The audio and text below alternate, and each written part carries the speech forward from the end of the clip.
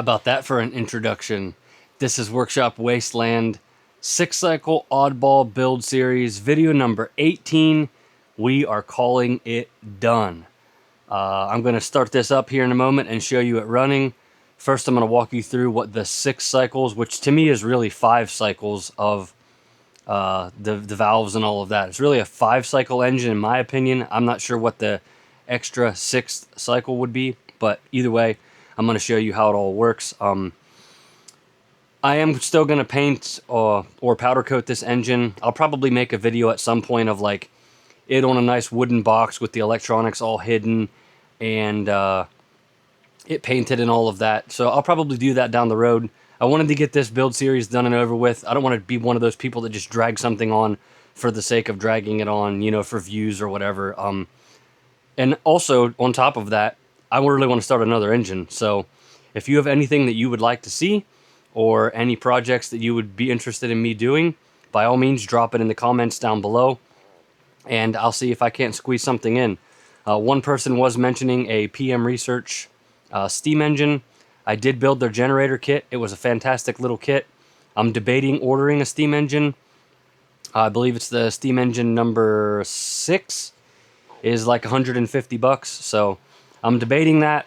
Obviously, I'm not making any money off of YouTube, so that's coming directly out of my pocket, which is okay. I mean, you know, I'm not complaining or anything, but, you know, I'm not rich, and there's actually a good bit of money tied up in this engine with some tooling that I needed to buy, the materials that I've had to buy, and all of that. And fun fact, these CDI ignitions, which you're going to see in this video, do not use them without a spark plug connected. I killed my CDI ignition like an idiot. I believe I mentioned that in the last video, but they're like 65 bucks.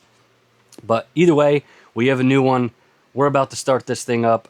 I am forever grateful for everyone who followed along, all of the awesome comments and words of encouragement along the way. The likes and the shares were also greatly appreciated. I genuinely mean that. Thank you so much for watching. I'm super excited for the next machining project. Most likely going to be another engine. I'm probably going to build the Farm Boy Hit and Miss engine by Jerry Howell. It's a really, really awesome looking engine. I love that he took the time to machine it in a way that it looks like it's all cast parts, when in fact it's all bar stock. So I think that's really neat. It's a little bit bigger than what I've made in the past, so I think that'll be cool too. And it'll be another really awesome engine to add to my collection. So, without further ado, let's pan down here and take a look at exactly how this engine operates and explain the cycles of it and all of that. Please bear with me. The electronics are not tidied up at all. There's an odd spacer under my fuel tank. That's what it took to get this thing to work just right. Overall, it's going to be better in the long run whenever I'm all done. But I wanted to get a video of this thing running, show you how awesome it is, because man, I am tickled pink with how it came out. It runs fantastic. I think I've ran it about 45 minutes now probably. Basically used no fuel whatsoever and just keeps chugging away. Doesn't really get hot.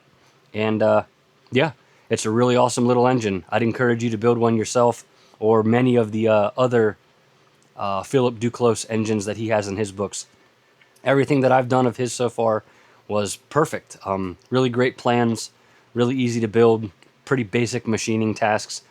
Let's give it a skill level 3 out of 5, and I think you can figure it out, because I did, and I'm not a machinist. I'm just a guy in a garage having a great time. Let's check this thing out, shall we?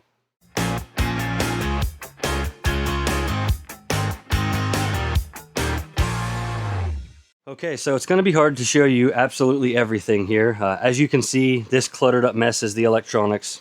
Please forgive me. Like I said, this will be a lot nicer in the end. That's a little spacer block that I used under the fuel tank. That seemed to really help it run better. It's not sucking fuel so far uphill. But as you can see, of course, flywheels, timing gears, and then up here is the intake valve, and this is the exhaust valve. And I know it's going to be a little bit hard to see all of this.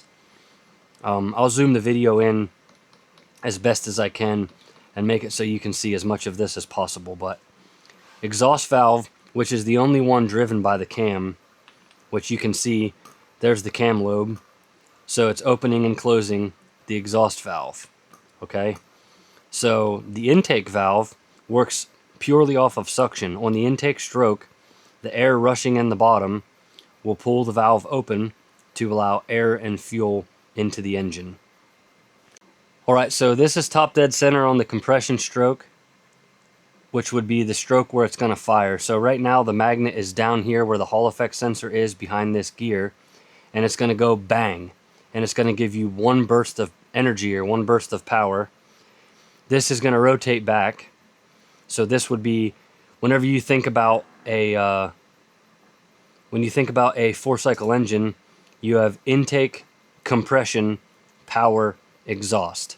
In other words, suck, squeeze, bang, blow. So right now we would be on the bang, and we're coming back. As you can see, when we get all the way to bottom dead center, we're now going to push the exhaust valve open, and this is where the extra cycle comes in. So there the piston again is at top dead center. Normally now would be your intake stroke, but in this case we have another exhaust stroke because of how long that cam lobe is for the exhaust. So we come back up to top dead center. Now it's our intake stroke. So this is going to suck the intake valve open, pull fuel with a Venturi effect up into the engine. Come back here, we're on the intake stroke. Now we're coming back up to top dead center. This is going to push this valve back closed against the seal. This is the compression stroke. So we're compressing the air and fuel mixture in the cylinder, and then it's going to go bang. And that's what's going to get us our cycles of this engine. So like I said, I think it's 5 cycles. We would have intake, compression, power, exhaust, exhaust, intake, compression, power, exhaust, exhaust, and so on. So the moment that you guys have been so eagerly awaiting, and the moment that I just cannot wait to share with you, is this sucker running. I'm going to try and start it by hand. If I can get this dag-blasted muffler in here. I'm going to try and start it by hand and see if we can't do that. If not, I have my drill set up and ready, and we'll use the drill. Plug the battery into the ignition here.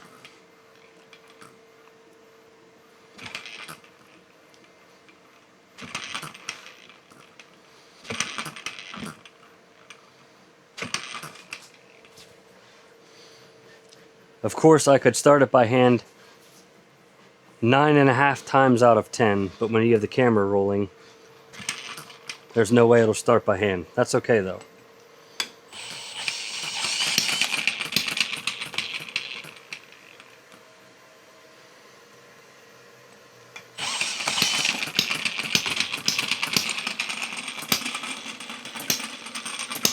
So if you watch the exhaust lobe here, you can see whenever it's freewheeling is when the exhaust valve is held open, and the cylinder or the piston's just going back and forth basically in open air, not making any compression at all.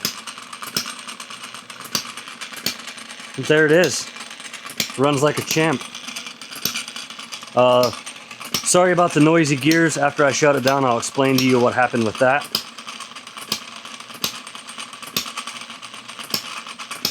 Check out this governor weight and all that. Look at how this all works.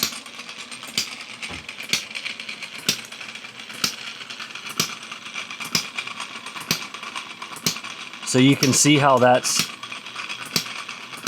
splays open, and whenever it's doing that, when it's splaying open, if you look at that spool, how it's pulling that spool in there, that's what's latching and unlatching the exhaust valve, which I think is really darn cool. It's neat that you have this motion that's very visual. That's not something you would normally have on an engine. Definitely not on a modern 4-cycle engine, that's for sure.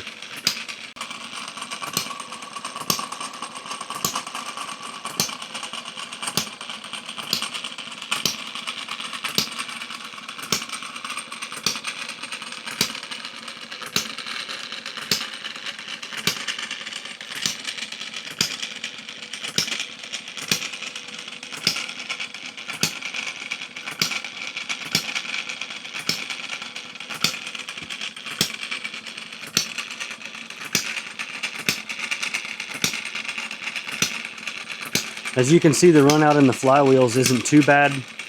This one does have a bit of run out. That one's pretty darn straight. I can't fix that. I can't make it any better than it is, which is kind of frustrating, but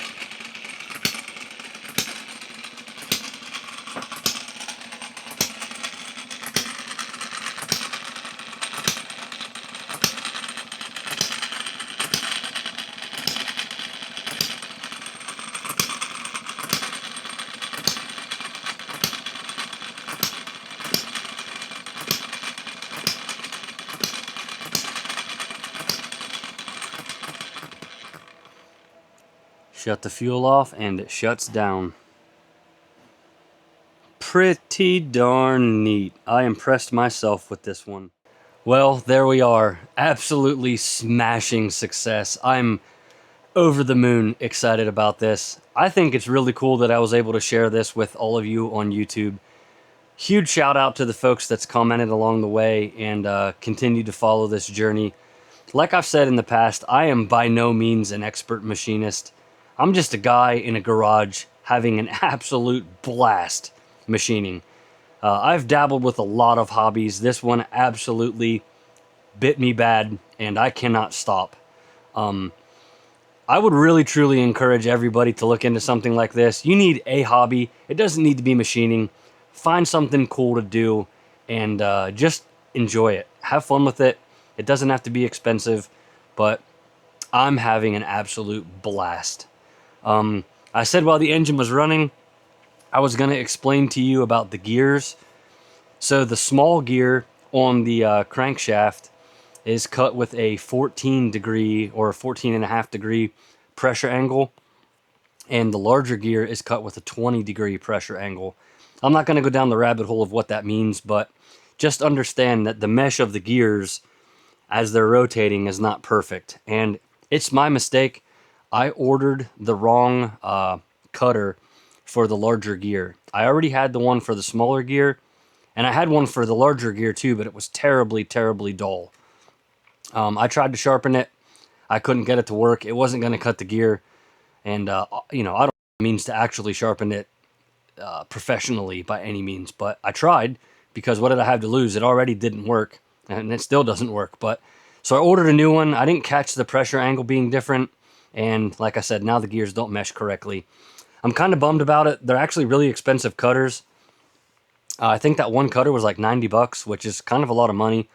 So I'm probably going to order the correct one and fix the bigger gear.